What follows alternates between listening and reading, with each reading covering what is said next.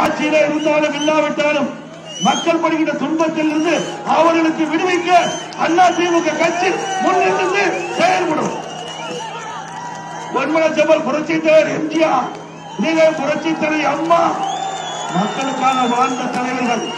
20 தலைவர்களுக்கு வாரிசு இல்ல, இங்க இருக்கின்ற மக்கள் தான் வாரிசு.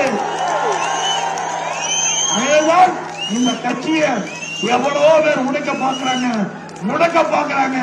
அத்தனை உங்கள் துணையோடு தாமதப்படி ஆக்கிட்டு